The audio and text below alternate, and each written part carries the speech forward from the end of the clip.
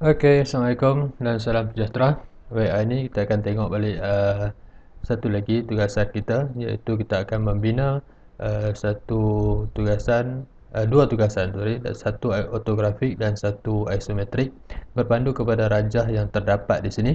Okey, rajah yang telah diberi. Okey, proses yang pertama, saya direct to the point. Okey, kita nak membina lukisan ortografik. Okay, bila kita nak bina lukisan ortografik, kita mesti ada kena pasti 3 arah pandangan. Okey, di sini tidak dinyatakan mana-mana anak panah kepada kita untuk menyatakan arah hadapan sisi di atas. Okey, jadi kita perlu kena pasti pandangan hadapan.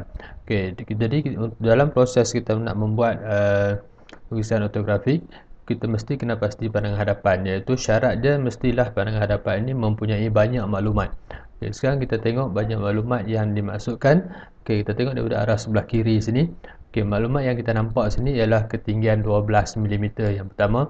Kemudian permukaan yang lebar 25 ni. Yang lain semua kita tak nampak. Mana dua sahaja permukaan yang kita nampak sebelah kiri. Okay, yang sebelah kanan, okay, permukaan-permukaan yang kita nampak, yang pertama permukaan di sini yang lebar 25, ketinggian 12. Yang kedua juga di sini, ke sebelah sini. Okay, juga yang lebar 25 dan ketinggian 12. Yang ketiga yang permukaan di sini. Okay, dan yang keempat di sini permukaan yang berbentuk trapezium ni yang berketinggian 25.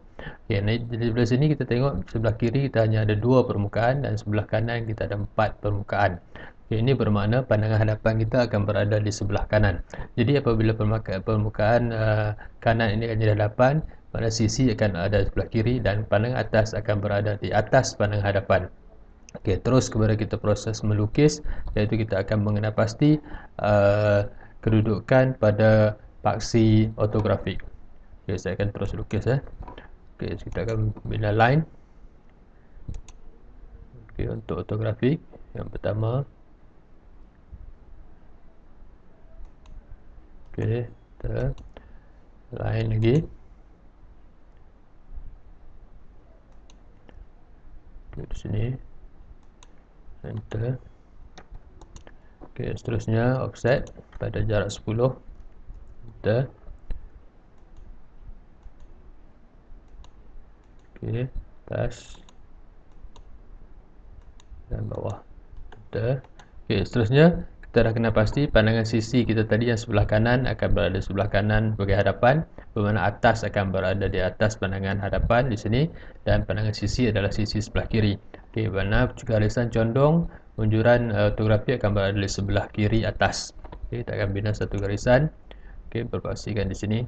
Okey, pastikan di intersection Okey. Okey, sekarang sudut di sini. Okey, kita mesti kena pasti bahawa sudut yang sebelah kanan adalah 45. Jadi dia mesti 45 90 tambah 45 jadi 135. Kita akan masuk sudut 135. Enter. Okey, nampak dia dah bagi kita sudut 135. Okey, enter. Okey, sekarang saya jadikan garisan ini sebagai garisan objek, garisan unjuran, garisan binaan. Okey, kita binaan dah dapat. Sekarang kita akan kena pasti pandangan yang saiz ukuran pandangan hadapan. Okey, rujuk balik kepada soalan. Lebar 75, tinggi 12 tambah 25. Jadi 37. Okey, 37 kali 75. 37 kali 75. Line. Di sini. Line. Intersection 37 tinggi. Okey, lebar 75. Pastikan. Okey, ya 75. 75. Enter. Okey, naik ke atas 37. Enter. Okey, pergi sana C. Okey, so sini adalah ruang untuk kita buat pandangan hadapan. Sebenarnya pandangan sisi. Rujuk kepada soalan. 12 tambah 25 37. 37 50. Okey, 50. 37 50. Terkat. Okey, line intersection 37 50. Balik ke 37. Okey, C. Okey, sekarang prosesnya kita akan dapatkan pandangan atas. Pandangan atas saya menggunakan kaedah unjuran. Okey, menggunakan garisan binaan, saya akan unjurkan garisan ni saiz yang paling maksima. Naikkan ke atas. Okey, pastikan tidak ada gangguan dengan kita punya objek snap. Okey, saya bawa sini. Enter. Okey, dan line lagi di ujung sini. Naikkan ke atas. Okey, enter. Okey, sini. Kita jadikan dia sebagai objek. Okey, line. Saya akan ambil dari sini. Pergi ke sini. Semua ukuran dah ada di situ sebab kita terus kepada objek snap kepada intersection. Okey. Enter. Okey, so di sini adalah ruang untuk melukis kedudukan permukaan yang akan terdapat mengikut berpandu kepada semua yang nampak. Okey, awak teruskan untuk menyiapkan pada lukisan ortografik ni. Okey, seterusnya proses yang kedua, saya akan terus melukis lukisan isometrik. Okey, menyalin semula. Saya akan tengok sini saiz lebar sisi 50, lebar hadapan 75, ketinggian 37.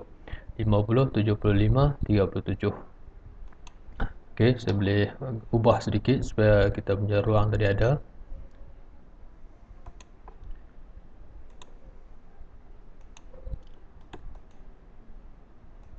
Okey, sekarang lagi di di satu projek ini kita boleh lukis kedua-dua jenis lukisan. Okey, just kita akan ubah kepada grid isometric snap. Okey. Okey, sekarang kita punya paksi dah ubah kepada isometric snap. Okey, dalam ini kedudukan sisi yang mana seperti yang kita tahu. Okey, bermula dari sini lebar dia adalah 50. Enter. Tinggi dia 37. Enter. Sini balik 50. Enter. Okey, dari sini. Enter. Okey, sekarang permukaan hadapan. Kita akan ubah kepada isoplane right line sini. Okey, 75. Naik ke atas 37. Enter. Pergi ke sini. Enter. Okey, seterusnya saya akan ubah kepada isoplane top. Okey, line ujung sini. Okey, saja saya panjangkan, saya tahu dia adalah 75. Okey, dan di sini sepatutnya panjangnya adalah 50. Saja saya lebih. Okey, untuk kita trim. Okey, nanti dah lama tak guna trim, takut lupa. Trim. Okey, enter. Okey, sekarang kita dah dapat permukaan ni. Okey, sekarang kita akan ubah supaya kedudukan dia lebih cantik.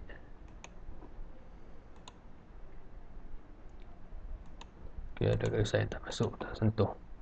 Okey, enter. Dan saya akan ubah kepada paksi supaya boleh digerakkan ke atas. Okey, saya bubuh yang sini. Okey, supaya nampak lebih cantiklah. Kita akan lukis rujuk kepada balik. Okey, seterusnya kita akan membuat lukisan-lukisan kepada garisan di sini. Okey, proses yang perlu jalankanlah sepatutnya pada permukaan atas. Di sini ada 20, ukuran 20, 25 dan nak ubah sini. Okey, saya akan tunjukkan sedikit di sini. 20, sini 20. Okey, sini 25. Okey, saya akan copy. Maaf, saya ubah kepada isoplane top sebab saya nak buat kerja dengan top. Okey, copy. Kita basekan di sini 25. Okey, enter. Saya akan copy lagi sekali. Sini, enter, basekan di sini 20. Okey. Enter. Lepas tu saya akan trim supaya kita tak lupa.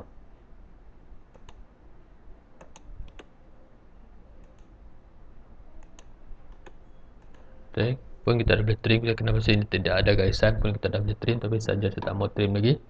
Okay, seterusnya kita akan buat okay, permukaan yang sini awak copy dulu sini 12, kau juga sini 12, kemudian sini copy dulu sini juga 12, kemudian seterusnya awak dapatkan garisan yang condong seterusnya. Okay, sehinggalah siap keseluruhannya. So selepas siap, pastikan awak save biasa dulu, awak save as. Sekarang kita ada dalam border. Okay, file save as. Okay, save as dalam awak punya kelas mana-mana. Okay, bukan lagi border. Okay, ini adalah dua-dua sekali, orthographic dan ISO. Isometric. Okay. Okay, save. Okay, seterusnya, proses seterusnya ialah awak akan simpan file ini dalam bentuk PDF seperti mana tutorial yang telah ditunjukkan sebelum ini. Okay, masukkan tutorial, masukkan file PDF ke dalam Google Classroom kita. Okay, so sekian, terima kasih.